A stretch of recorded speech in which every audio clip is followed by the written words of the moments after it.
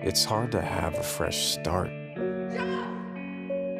when the past is on your mind. Candace. I think we have some unfinished business to talk about. But it's a new me. You were here before. I couldn't look you in the eye. Will Bettelheim. Your credit came back sparkling, Will. But I looked you up. You're not on the socials. Thought you might be some kind of freak. It makes me cry. I'm told LA is what you make of it. Float like a feather Who you surround yourself with. in a beautiful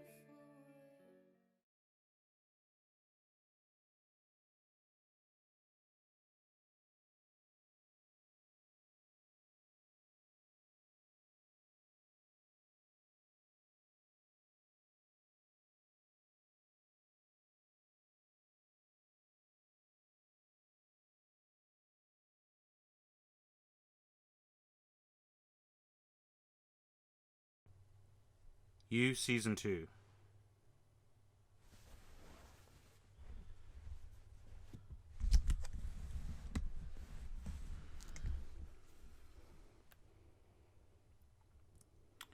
Season 2.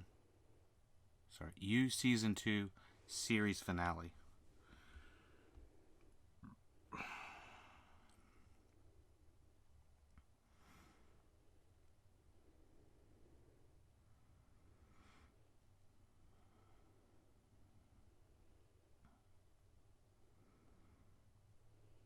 Okay. Hey everybody, welcome back to the LuckyDog podcast. This is your host, Elias Roush. Today we are discussing You, Season 2, season finale. So, we finished it. Mm-hmm. We did it. We did it. We did the You challenge. The You 10 episode challenge. I mean, what was it, like 8 to 10 hours or something like that? Yeah, 'Cause between 8 to 10. They're about 50 minutes each. And we 10 episodes. watched episode 1, we podcasted it, and we straight binged 2 through 10. 10. Yeah. Yeah. Pretty much nonstop. Off the top, this is obviously going to contain spoilers for the entire season. So tell me what you thought about it. Just right off the dome, what was your... I mean, I loved it. I loved the series. I loved series 2 a lot more than I liked series 1. Season 2? I liked season 2 more than season 1. Right. What about you? Overall, yeah. I think season 2 is definitely an improvement over season 1. I'm sure maybe the production from having the Lifetime Hallmark kind of style to going to Netflix definitely improved. Maybe how much money they're getting. Viewers. Viewers, obviously. Because I think what we talked about the viewers on Lifetime, that it was like, 100,000, and then when they put them on like Netflix, it was like millions or something, right? So, yeah, there's definitely a larger audience for this one. Let's talk about a couple of the pros and a couple of the things that I really liked. I have a couple of notes I took. This is absolutely a domino effect of shit that just piles up throughout the entire season. It's almost on his own doing.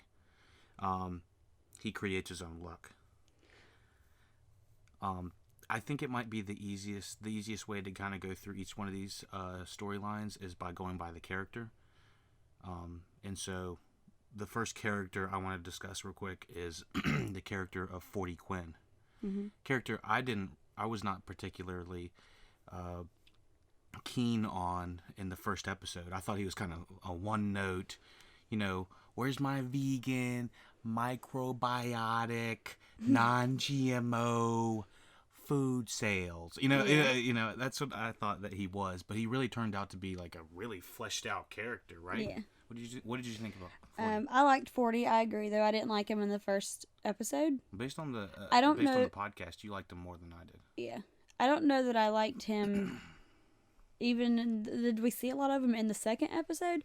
I don't know why. I feel like a lot of the second episode, for some reason, and I'm probably wrong, He lost his finger in the second episode. it was a lot of him back and forth between the apartment, the garage, work, I don't remember 40 being in the second episode too much. I don't think I started liking 40 until after they went to visit their parents. Right. Because seeing how his dad treated him, it kind of opened up, shit, okay, this is why he is the way that he is. And it humanized him. Yeah, it did. A lot. It made him not just a Komodo wearing, MGO, microbiotic, vegan eating, you know, LA asshole. Yeah. And so that character really grew on me throughout the season to the point where I was like, I don't even want 40 and Joe in the same room because I didn't want Joe to kill him. Yeah. So it was a scare at one point.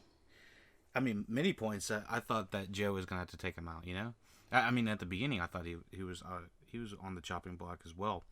By the way, our predictions on who was gonna die were absolute shit, but the predictions with how the ending of the season was gonna... I was right. I think it was a big combination. No, it wasn't. You asked what my prediction was, and I told you, and you said, I like it. You didn't come up with that prediction. It was my prediction. Because, like I said yesterday... Check the you tapes. Didn't listen. Did you check the tapes? I checked the tapes. And I said... You were like, I'd like it if she was, bad, and I was like, yeah. What if she was like even worse, like a serial killer or something like that, you know? And so we kind of fed into the. I don't know. I'll have prediction. to hear that. You definitely started. You definitely started down the road that you wanted her to be like him. Yeah, you said like him. I think that was the actual thing. I was like, it'd be crazy if she turned out to be like him and he couldn't. Kind of like. She turned out to be like him, and he can't defeat her. Right. Kind of thing. And that's kind of what they were hiding in the episode 1. Yeah. Continuing on with the characters, great supporting characters. I thought that this season over first season had so much better of a supporting cast. Yeah. I mean, what did we have? The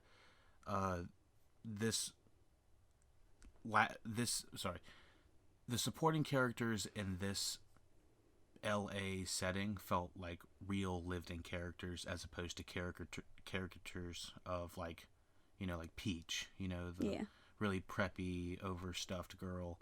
Then the other one that was. I didn't like any of the friends from season 1. I didn't either. Compared to season 2, I didn't like I didn't like Beck. I did not like Beck's character. A lot of people didn't. Yeah. I didn't like. I don't know. I felt like this one.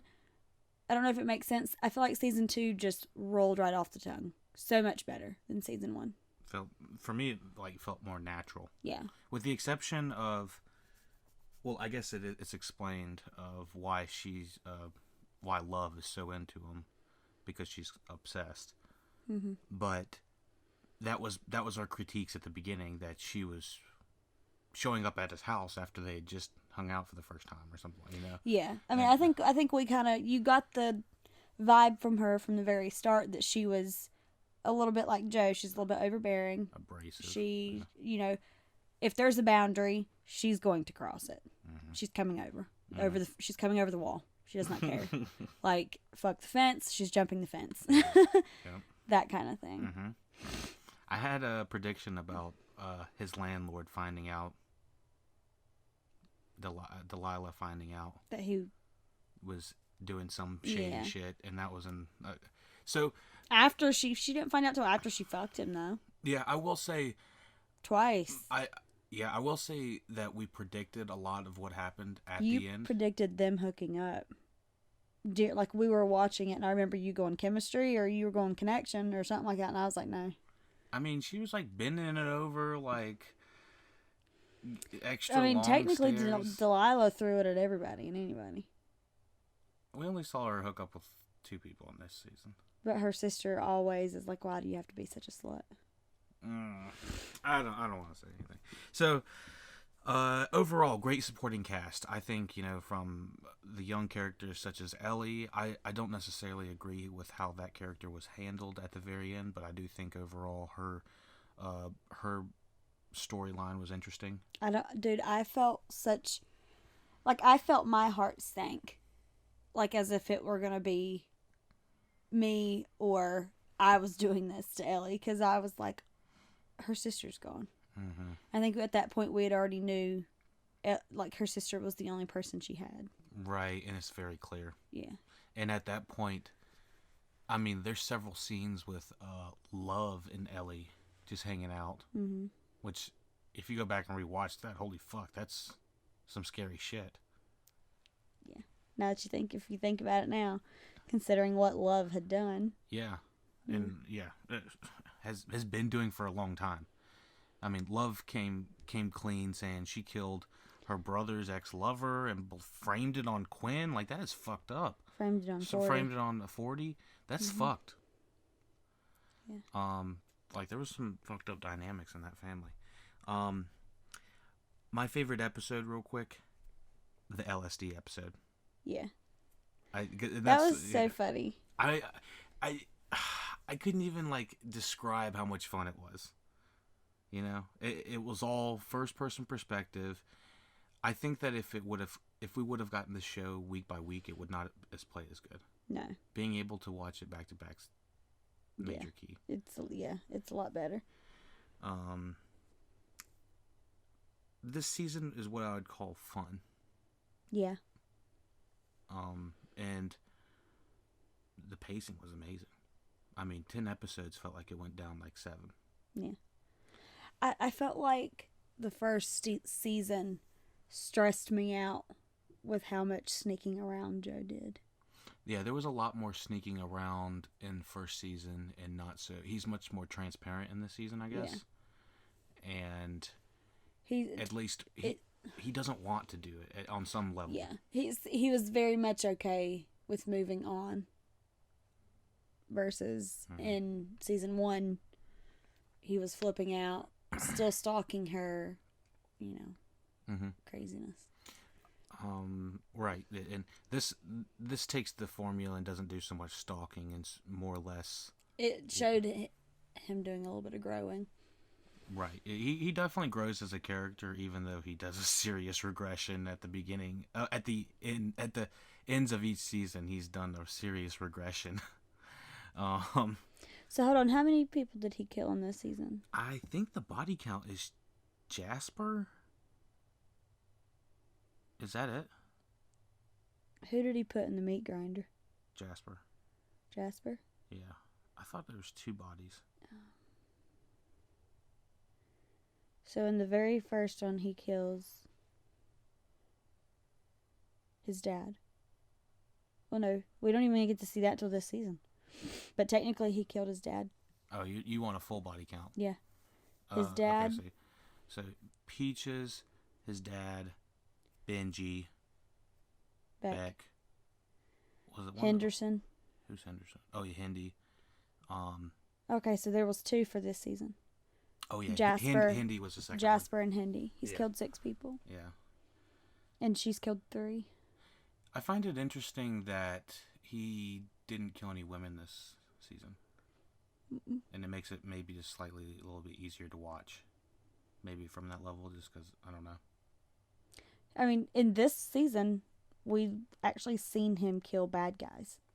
Yeah, and that's something that people rooted Dexter to do. Yeah. Because he was the quote-unquote friendly serial killer.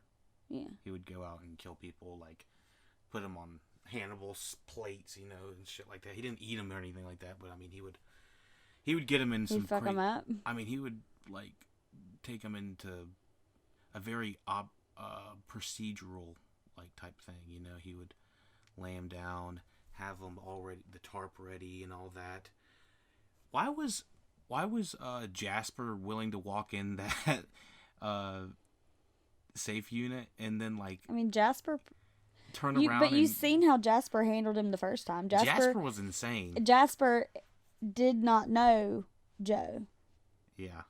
So... But, I mean... when the motherfucker who you just chopped off the tip of his pinky... walks you allows into you, a it's just glass like, case. yeah, come here. Yeah, wants you in a damn You glass should case. feel worried. Honestly, I kind of would have rather had Jasper in the box for a little bit. Come here, darling. Is how Joe makes me think. I do think that I find it fascinating that he let the original will go.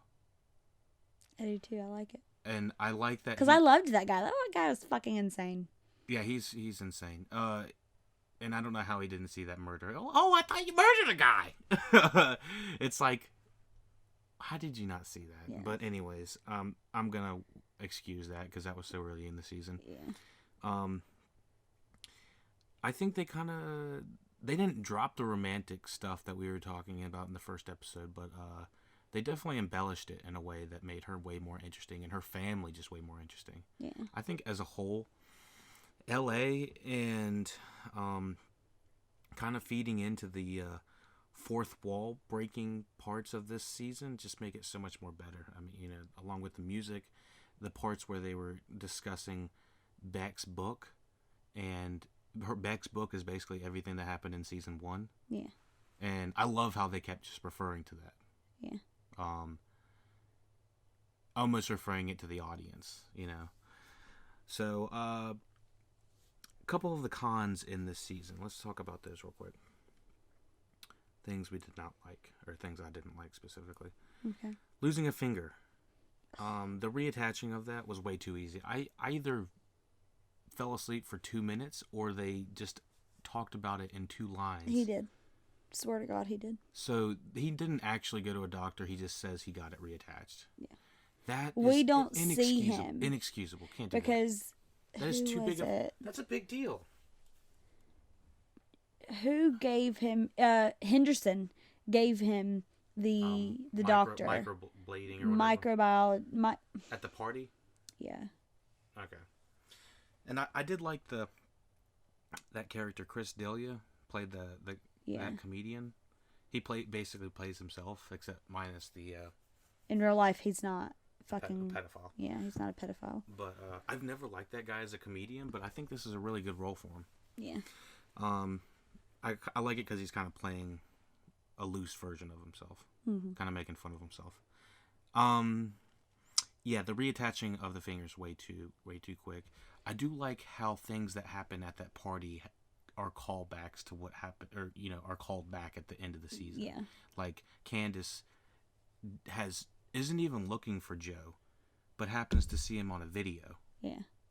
And so it's kind of like by happenstance, sees him at that party and goes finds him, that kind of thing. Yeah. And I just like the how they refer to things that happened earlier in the season. Yeah. And not cool. I think it's smart writing is what it is for me. Yeah. The Delilah plot completely swept under the rug. What? I think the whole plot with Ellie's older sister is completely swept under the rug. We don't really see the disposal of the bodies. I know we don't. We didn't get to see the disposal of. Henderson's body was supposedly found by law enforcement. Delilah or Candace, we don't get to see what they do with their bodies. Right. I have a slight problem with that. Just Delilah as a plot was so big to have her just laying there dead. And what are you gonna do? What are you gonna do with her? What are you gonna do with the body? What are you gonna do with David Fincher, the cop that should be on your ass the entire time? What you gonna do about the cameras that's in that fucking garage? There. Are we for sure that there was a camera shot? And there was a camera outside of the storage place. Yeah. It shows him looking up at that camera. But I think he had Will hack it along with the cameras at Anavrin. Okay, so was that explained away in the first 2 I episodes? don't think it was explained, really. Not if it that was. Wasn't explained, that's really sloppy. And if to say that there's no security cameras any of these places. Because I want to say that he's walking into the storage place and he's looking up, and then it shows the camera. I remember seeing and I want to say it shows the light go off or something. It shows something, and it just shows him looking at it. Okay, so he does know that there's cameras. He acknowledges that there's one camera on the outside of the building. Okay. But there's never any. It's never brought to light whether there's cameras inside the building. I mean, obviously there should be cameras in the building. My whole problem is they make such a big deal. It's like, holy shit, Delilah's there? Who killed her? Oh, fuck, loved it? Oh, shit. But then they're like, but it's all good. Don't worry about it. So we got season 3. Oh, good. Oh, good. Okay. Oh, my God. It's like, what? Like, you make such a big deal about having these people on Like, in the season. Joe was tripping balls for, even after he was, off of the acid, about who the fuck killed Delilah. Yeah, and I mean, the whole thing is, it happened so fast that Love comes out and says... For a minute, did you think 40 did it? Yeah. You see, one of my favorite things was, it's who killed Delilah. Mm-hmm. That became the biggest mystery for the last 2.5 episodes. Yeah. And that was, just as much fun as watching the LSD trip. It's like, it's a good old whodunit. Mm-hmm. And I love the editing going back and forth of him, like, seeing blood on his hands. Talking to his mom. And then talking to his mom a little bit, which I do want to know, is his mom, like, the reason he's going around trying to kill people now? And he killed his dad, and his mom was enabling. Mm-hmm. But I just... we got to see the speech his mom gave about him being a good boy and him just trying to do the right thing and trying to save her. Right. But my thing is, in that light, I feel like he's a protector. And when he's attacking these people, he's not doing it out of protection. So... He thinks he is. Maybe. Because anytime he's killed someone, he starts explaining, well, I had to do it. I had to do it because she was going to hurt you, or she was going to do this. She was going to take me away from you. She was going to take you away from me. I understand that. That definitely applies and works. Delilah, what did you think about the Delilah plot and how they disposed of her body and the sisters and Ellie? I thought Delilah's entire writing, like the entire character, was all over the place the entire time. Oh, you didn't like her writing? I mean, I liked her. Mm-hmm. I liked her when she was actually being nice and her and Joe were hooking up. Whenever she was like... Agreed. Being standoffish and Joe was trying to help her and she was like, well, fuck you, I'm not going to say thank you. Right. And she had this whole like anti-guy persona. Mm-hmm. But she's just fucking this guy in a back alley. It was sloppy. It's too sloppy. Yeah, but it was consistent by... I thought she played it well because it was kind of sweet and salty. Yeah. In a way that kind of worked for me personally. Yeah. I know that her writing was kind of back and forth. Sometimes she was sweet, sometimes she wasn't, but I just felt it was like, that's kind of her, Mm-hmm. It's like, what are you going to get today? And her sister kind of was like a good younger representation of that, Yeah. And her sister almost immediately sounded like a 15-year-old girl that would think she's too hot for her, her shit. Her shit don't too stink. cool for school. Yeah, and hanging out with celebrities, which I'm sure there's 15-year-olds in L.A. that are doing that. Mm-hmm. And it was interesting to see how that plot developed. Did you, at the very end, did you like how the Delilah plot was wrapped up? No, I don't like at all that we didn't get to see what happened to her body. Right. Oh, it's not just her body. It's the fact that Ellie was really pissed at Joe for a little bit, for like the last time they talked to each other, but then we get just an offhanded letter that says, hey, I'm doing great and so, because send really me money. She doesn't... What the fuck is she doing? When Joe is like, and how much she's gone. Yeah. And Ellie's like, she's dead, isn't she? And he's like, he doesn't really say yes or no. And why should she trust anything that he says after that? Yeah. So she like, it's not good writing for me, in my opinion, that she went from fuck you, I hate you, okay, give me the money, I'm going to go do what you said. I'm going to go do what you're telling me to do. It doesn't make sense. There's a lot of leaps in logic is what I'm finding. Yeah. For her character specifically, because she's supposed to be in grief and be, kind of be upset, but she has to like take the person that is causing her all the pain is also the person that's going to be helping her after the pain. So that's like, it's a really difficult scenario to walk. I would have took that fucking money and like fucking bolted. But I mean, if you had found out the person that was responsible for killing your last family member that was alive wants to pay you to leave, would you do it? I mean... Yeah, I'd do it. Right off the bat, I mean, I don't think there was an amount of money that you could pay me to say that, I gotta go, Mm-hmm. I don't think it makes much sense for me that Joe was able to convince her to leave in that one conversation, you know? I think the only thing that was convincing was if you try to do or say anything, the Quins are going to have you killed. You see, he could say that, but I got it more that I felt like he almost should have said that. You know what? Like, I will kill you if you say something. Like, I know that's not what he wanted to say, and that's not what he wanted to do, but I didn't feel like she had enough threat against her. No, she didn't. I think she was like, you know, it's like, burn it out. It's like, I guess. It's like, that didn't look like it hurt Joe one bit. And clearly, love killing Delilah didn't hurt at all. And it sucks seeing Ellie so torn up. Yeah. So, overall, that was just my thing. And that whole Delilah thing, it comes into the problem I had with the ending involving the cop, David Fincher. Which, are they intentionally naming them after directors and actors? Amy Adam, David Fincher. It's like, what is going on here? I thought it was funny though because 40's character gets to mention. He's like, "Was Britney Spears already taken?" Yeah. That was funny. And the writing for all of the characters, I think that we can all agree, or we can agree that the writing and the directing got better with each episode as the season went. Because I felt like even the supporting characters were not good in the first episode.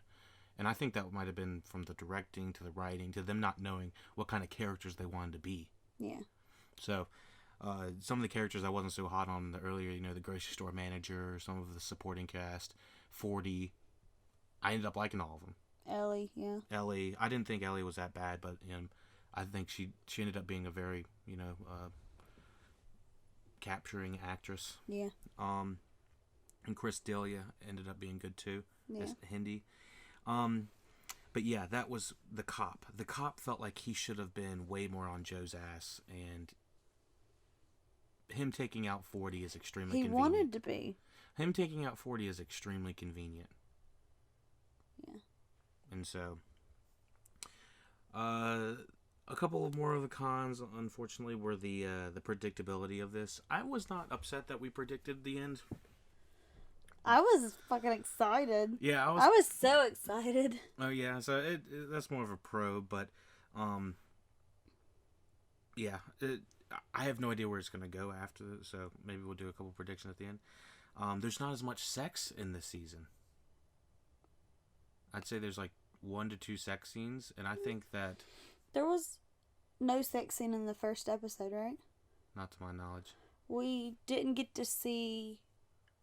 We saw Love and Joe like once.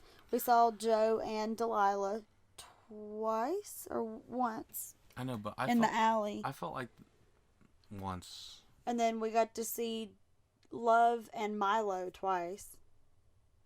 It's kind of the same scene, but a flashback. But they weren't doing they weren't having like sex. It was like foreplay. You know what I'm saying? Okay. I felt like they were almost butt-ass naked in the first season, and Gwen was having sex with I don't know how many different people.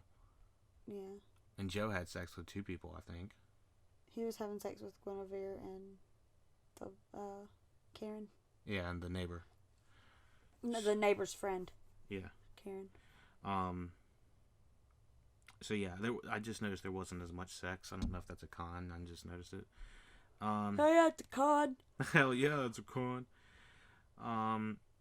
Some of the plot had, you know, a lot of luck that went in Joe's favor, but that's obviously just how it goes.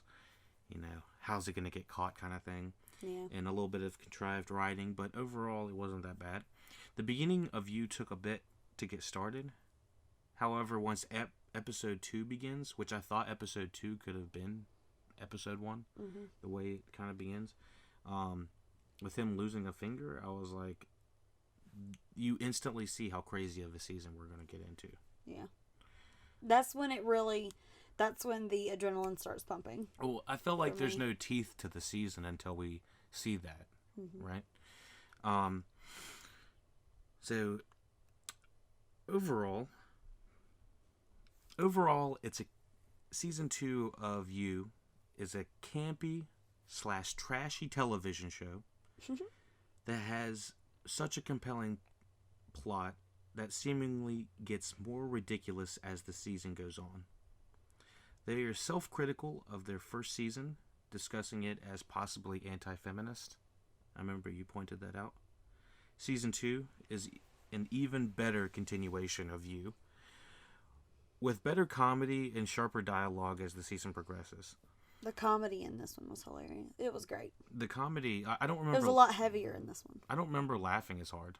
Well, I felt like it was a lot more almost specific. Yeah. Like the jokes that 40 would have were just like very on the money. Yeah.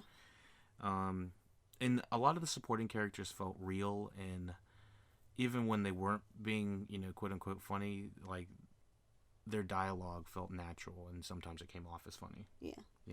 The guy that did the acupuncture on him, I really liked that. I liked him. I loved the girl that he broke into her house and she tied his ass up. Oh, that was a great one. That was awesome. That was a great one. Because she was like, it's like she just, She said, what'd she say? Untie yourself, call left, and get the fuck out of my house. Yeah. She was like, call left and get the fuck out of my house. The characters of 40 and Love and their relationship with their parents was fascinating. It was fascinating, but dude, I don't understand the relationship between her and her mom. Because, like, I thought when we first get to meet the parents, I thought the way Love's mom acted, like, oh, I'm so glad you're here. I'm so glad to see you. Come on, let's get you a drink. I thought she seemed like a normal mom. Right. I know that we got to hear Love explain, like, hey, my parents are going to be this, this, and this. But then her mom slapping her in the face and being like, all you're supposed to do is take care of your brother and you fail, and then smacks her. I was like, where the fuck did that come from? I mean, I guess that's where we see where the stress is applied onto Love. And given that... We get to see where the stress is applied onto 40 too, though. Right. Well, his dad. I mean, his dad is a complete ass. And I will say their relationship with their folks is not developed. Mm-mm. And I am a little bummed we're not going to get 40 next season. Maybe we'll get some flashbacks or something. Yeah. I do find it a little... I don't know if they should have taken him out. There will be no Candace. Candace is gone. I'm fucking tired of Candace. I was done. With it. I really felt for her that she had to... She went through that abuse, and I want to touch on that here in a second. Yeah. But... And I'm sympathetic to seeing her try to report it. Yeah. And the difficulties of getting that completed. Yeah. I was going to say, you felt bad for her during did. that moment because you were like, she's covered in fucking dirt. Like, what do you mean? Why are they asking her these things? Yeah. I was like, this seems ridiculous even having to go through this. Like, can you not do some DNA testing or something? But, yeah, I felt really sympathetic to her. The thing was, I felt like she was playing it too petty, and she wanted to get revenge instead of get him in jail, and so that's where I kind of felt like... I think she was trying to wait, and because I don't think he really... I think once she read Beck's book, she was able to say, oh, okay, well, now I know, or now I think Joe has done X, Y, and Z, but she had to wait for him to actually fuck up before she could do anything. I want to know exactly what was in the book. Did we get 100% confirmation? Is Beck's book just season 1 of You? I guess. Because I don't understand why Joe would ever have that published. Technically, Joe had it published. Yeah, why would Joe publish that shit if it says all this terrible, incriminating stuff about him? It never names him. Just saying. It's like, my ex-boyfriend, the last one I had before I died. It's like, why don't you just put fucking your name on there, Joe? No one knew him, and the people who did know died.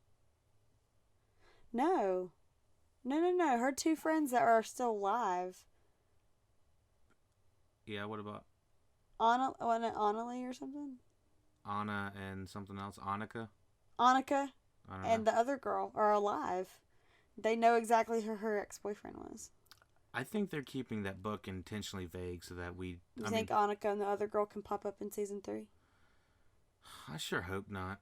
No? I mean... Someone's got to come back and be like, Joe, Beck wrote this book and all this is... Well, you published the book, Joe. You about fucked yourself. So it's like, I don't give a shit.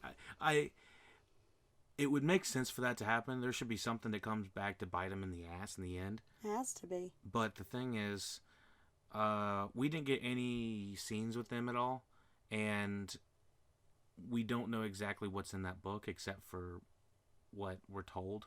Yeah. And so it seems like there might be places where they can fill in the blanks to make it look like it could be Joe. Yeah. But there has to be enough ambiguity that it's not. Otherwise, why the hell would he do that? That's just the dumbest thing I can think of. So anyways, well, you know, why would he, you know, publish a crime novel through her, I guess, unless that he wants people to know that he did this stuff. Maybe he thought that by publishing it, it would make it seem more real or more believable that Dr. Nikki killed her. Right. One of my problems with trying to recollect the season is trying to remember what they were like when they weren't dating. Yeah. Because he claims he only went on one date with her, to Candace. And that's definitely not true, because they seem to have had like a while they were dating. He was lying to Candace. I know, but I just like, it's hard to remember. No, he's lying to Love. Sorry, I don't remember who it was. But Candace has already told Love and 40 that book is about Joe. And he was like, yeah, I went on one date with the girl. Mm-hmm. And then she was too wound up in her other boyfriend and her therapist. Is what he tells Love. Yeah, that wasn't true. So, yeah, so just finishing up, there are also some themes of domestic and child abuse and the difficult struggles that surround those circumstances. Mm-hmm. What did you think about those interpretations? Did you appreciate them? I know that we watched Unbelievable. I do appreciate them because we watched Unbelievable recently. I'd like to do a review of that, but that really shows you how difficult it is to get something reported and then convicted. Yeah. I mean, like with the Hindi thing, sort of touched it. You know how they were like, "Oh, well, the pictures aren't credible because he's not in them. We can't prove that that's taken in his home." Right. Yeah, like I mean, you pretty much have to have that person's name and number besides something. Yeah, like if it's like a threatening text message. Yeah. You can't just have the text thread. It has to have that person's phone number. And, you know, like the cops have to be able to trace that. Like just a simple, is this his number? Call it or, you know, contact it. Okay, yeah, it's him. Okay, yeah, he said these things. Yeah, you know, that makes it easier. It reminds me of that super bad Seth Rogen saying, he's like, I just thought there was a big semen database where there was just every bad guy's semen, and it's like it sounds like there has to be just semen on everything for you to get anything done. And even then it's like still it's like, I don't know if it's his semen. It's like God, it's like it's just, I don't know. That's just what comes to mind when I think. I'm just convinced, and even in this movie, I think it was a great representation. Yeah, show. Sorry, I think it's still, for me, it's a representation of. They really just don't want to waste their time listening to women. Well, there you go. Listen to women. Candace. Oh, sorry. This was a couple of the examples I have of this difficult circumstances. Mm-hmm. Candace not being believed by the cops. Quinn's parents belittling their children on the domestic abuse side. Yeah. Joe's parents abusing. Yeah, I mean it showed his dad burning him with a cigarette, because you hear like one of the things his dad told him was pain makes people tell the truth. We see that's in every movie, show ever in the history of television. Is it? You breaking someone, like the mob breaking someone's finger to get them to open up. The idea. Yeah, the idea of it.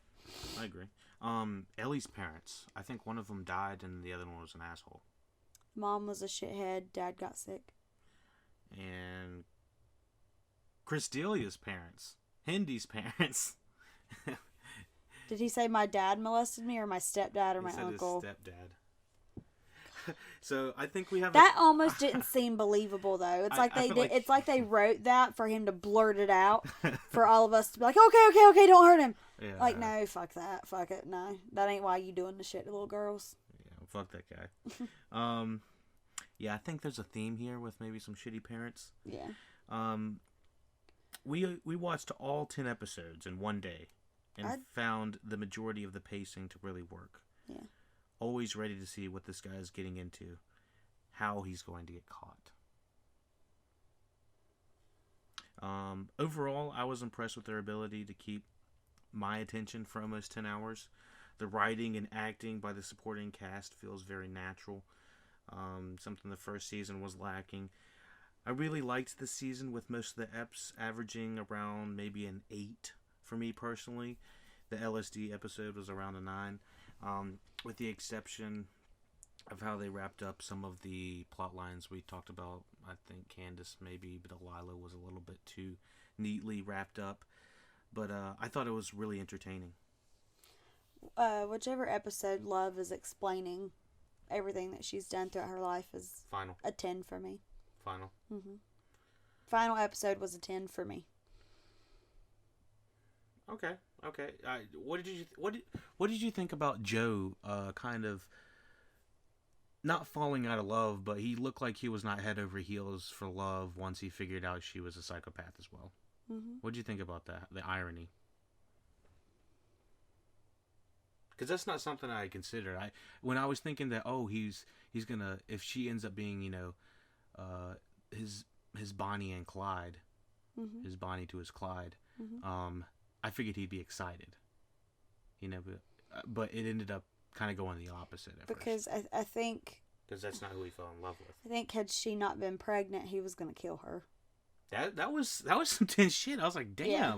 Yeah. Had she not been pregnant, he was going to get rid of her too. Because in his mind, he probably thought, if she's not able... If I'm not in love with her, she's going to try to kill me.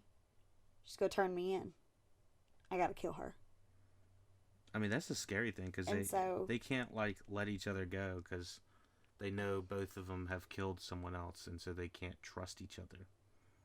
Yeah. That's scary. It's kind of like a... It's kind of like where it's like, well, we both have done it. Might as well stay together. You know what I mean? If whoever breaks up with who, the other person that's heartbroken is gonna go fucking spill the beans, but then both of you can spill the fucking beans, technically. Well, that's what I'm saying. He's not gonna spill the beans, and you're not gonna leave because you don't want your beans spilled. Why'd you spill your beans? Why'd you spill your beans? I don't know. I loved it, dude. I was thinking about it today when I was out shopping with my mom. I was like, dude, I fucking love. I love her. I love that character. I love that character. Because when he was like, but why? She was like, well, she was going to turn you in. Delilah was going to turn him in. I was like... And that was Joe's whole thing in the first episode, before he let Will out. Yeah. I think letting Will out kind of made him think too highly of himself. It gave him too big of a fucking head. Like, yeah, you let one person out that fucking cage, but, I mean... That doesn't mean everyone... Who do you think the most brutal was, the killing? I think Benji's. Because of the peanuts? Mm-hmm. I mean, because he had to sit there and suffocate. He didn't die fast. Yeah, that's a shitty way to go. That's a slow pain. That's slow, painful. We don't know exactly what... we might have got confirmation that Beck was strangled.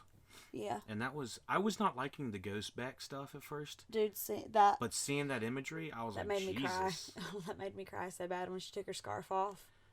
Speaking of what made me cry, yeah, that was a very intense scene. And then Love and her first husband.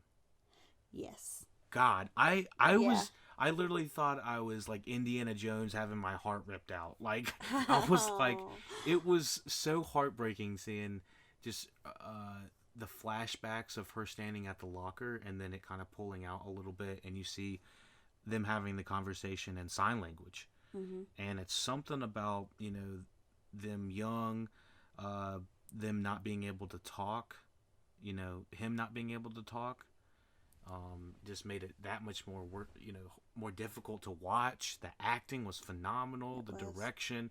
I Those thought scenes, it's 2 scenes, right? I 2 think flashbacks? I think it's 2 scenes, but They're so good. but I was getting like Marriage Story vibes. I was like, Yeah, with the second scene. yeah, Because in the first scene, they're very happy. they're both very happy. And she's talking about wanting to have a baby.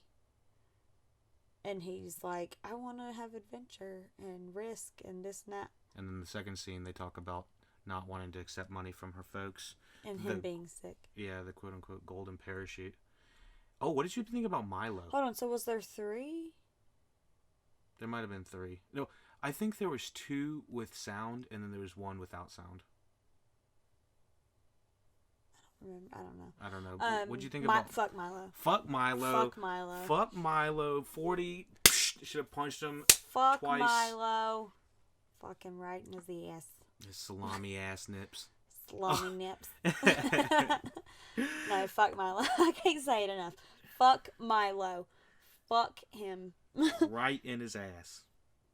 Was that too much? No. Oh, okay. Okay. Right in his ass. And then Q-tip right in the pee hole. Oh, that's where we went too far. Yep. That's where we went too Yep. far. That's what he needs. No. That's what he deserves. Okay. All right. Well, we just lost everyone on that one. I'm sorry, y'all. I'm sorry.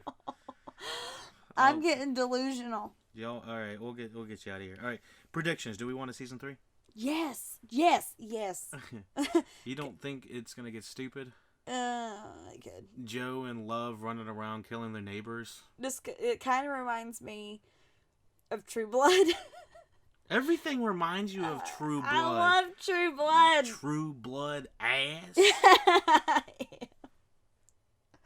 Because as the seasons went on, I swear to God, they got worse and worse and worse. And this didn't. This did not. But well, season 2 of a lot of things get a lot worse. Even my favorite shows, season 2s normally get worse. So seeing this that it gets better is hopeful. Yeah, I think. What do you think? The way they ended it with him fucking, and then I see you across the room. I didn't like that. It's the Joe. same. It felt like we had got so much growth out of him, and then he regressed like a fucking drug addict. Within like seconds, like his pregnant wife literally just walked out, blew him a kiss, and walked in the house, and he's like, "But my neighbor," and it's like, "What the fuck?" But that ass. Like your daughter hasn't. It hasn't even been 9 months since all that crazy shit happened yet. Yeah, it's daughter's not even here yet. Was it 3 months? I don't know. I just know. I mean, the baby's not here yet. She's pregnant, so clearly. I thought it was 3 months. I don't know why. So, is it going to be Bonnie and Clyde style? Is it going to be Joe solo, or is it Joe and Love? He's gonna fuck up, and Love's gonna fuck him up. He's gonna do something wrong, and Love is gonna fuck up his world. Is what I hope for. The thing is, I don't think Love is that gullible. Gullible. She's not gullible at all. Well, to think that he's not going out and killing people, and stuff like that. Love's not gonna be stupid and think that he's not. Well, that's what I'm saying is I don't want them to play her like that. I hope they don't. Because I hope they I don't want her to be like episode 6 of 10 and be like, "You're killing people." It's like. I thought we stopped that. No, I don't think they're going to do that to her. Okay. I hope they don't. I don't know. The more I'm talking about it now, I don't think I'm going to like season 3 as much if it's going to be some sort of feud between him and Love and him trying to kill some other chick or guy or whoever the hell, Yeah. That doesn't sound like the season I want to watch. No, God, dude, I don't know why. I just have just a little vision in my head. Love and the daughter are in the pool. He's sitting at a pool chair. She sees that he keeps looking at the fence, blah, blah, blah. She already knows who lives fucking beside him. She already knows everything about this woman. And then one night, Joe is like in the kitchen with the telescope, and he's looking at the neighbor, and then he turns around and there's Love. I would like the season better, preferably, if they're on the same page. Maybe he does the scoping and then she comes in. The thing is, she doesn't seem to be killing like he does. So you think they're going to kill for sport together, is what you hope for? I would like them to be on a team instead of him just go off and do his own dumb shit, but because we've seen 2 seasons of him doing that, and I don't really want to see him do that again, just as a father. And I don't know. I'm trying to think of other examples I can do. I know that Breaking Bad, Walter White is sort of the example, except he's making meth and not killing people, or he's that's his sole purpose. Meth definitely kills people. Oh, you know what I'm talking about. He's cooking meth. He's not going out and being a hitman. Yeah. I would much rather prefer Joe and Love to be on the same page, and maybe Joe's the scout, and then Love is also is the recruit or something like that. I mean, it could be a completely different show if they're bringing their neighbors in and just killing their guests or something like that. I don't know. That'd be some crazy shit. Could be a completely different show, but the thing is, I don't know. It's difficult because they kind of wrote themselves in a place where he's stuck with Love. Yeah. Unless she decides to leave with the baby, which she knew what she was getting into. Do you think she's going to be a little bit like her mother? I mean, she's already a little bit like her mother, I guess, right? I don't know. I feel like from the things that Love has said about how much because she's officially telling her mom, like, I know what unconditional love is because I felt it with Joe. What you do is not unconditional love. So she already has this big manifesto of what she feels for Joe. Also, she is not killing for sport like Joe is. She is killing because Joe's not killing for sport either. Joe thinks he's killing bad people. Well, what I'm saying is Joe is actively going out seeking people and stalking them. She is stalking a little bit, but she's mostly everyone she's killed was quote unquote hurting their family or relationships. Yeah. That she's involved in. Yeah. And so I'm not sure if she's going to be into killing people for sport next season. Maybe not. I don't know. I mean, it goes to the core of why they're doing it. Yeah. And Joe specifically does it because he can't not do it. Yeah. So. Another one? It's been another one? It's been another one. All right, let's get you out of here. Thank you, Kelly, for joining me on the podcast. Wrapping up we did it. We did it. We completed it. Can you believe it? I can't. Can't believe it. You're going to fall asleep as soon as I click this off? Yep. There you go.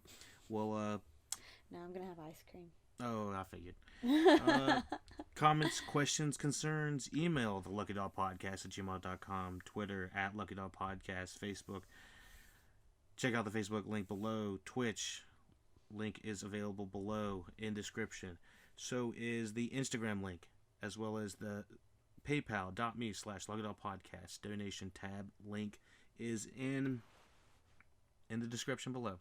It's in the fucking description. Everything's in the fucking description.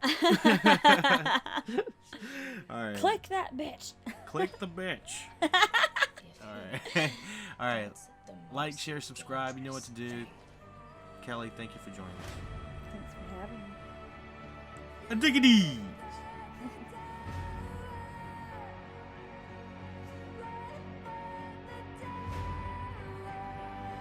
I won't let this situation go bad. Nothing is okay without you, love. Whatever makes you happy, whatever you want, you're so very special. I wish I was special.